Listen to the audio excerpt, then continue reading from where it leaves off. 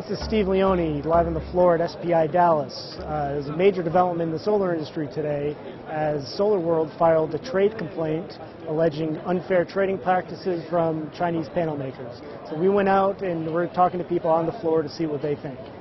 My perspective, the reality is that a trade war benefits nobody.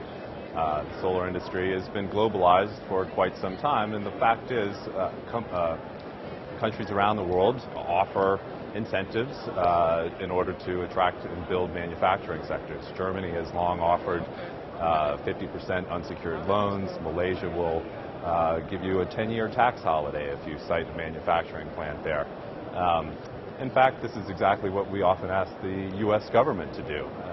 And in many instances, a lot of states have come to the table to offer various incentives from tax holidays to free land and the like in order to attract manufacturing and jobs. So what we see right now is a lot of industries, a lot of countries across the globe looking at how they can attract the manufacturing in order to build local jobs. But the key all along has been about reducing costs.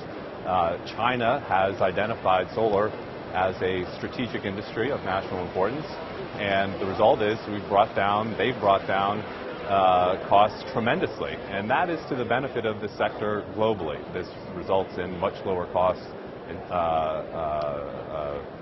installations and growth in the installation sector. So at this point, I would just say that a trade war is just not of benefit to the U.S. solar industry, the global solar industry, and American consumers in particular.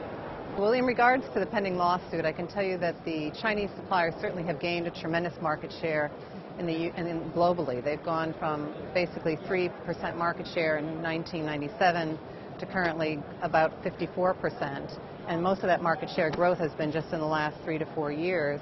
And U.S. suppliers during that same time frame have gone from about 47% to about 6% currently. So they've really gained market share significantly. And if you look at some of the major module suppliers like Yingli, Trina, Suntech, in Q3 of this year alone, their modules are selling at $1.30 roughly a watt peak.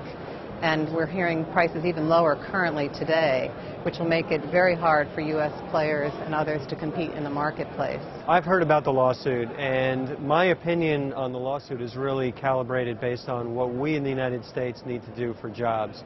And the Republicans have a job program, the Democrats have a job program.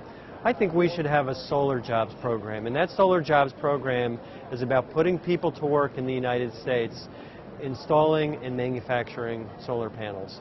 Now, if we can create more jobs by installing relatively inexpensive solar panels, and free trade is what helps support that, then I think that's the right thing for our country to do.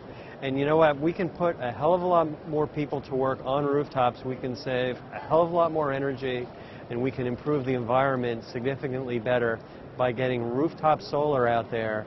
And that's going to be done with inexpensive solar panels, and that's going to be great for our economy, it's going to be great for the environment, and it's going to be great for the energy situation.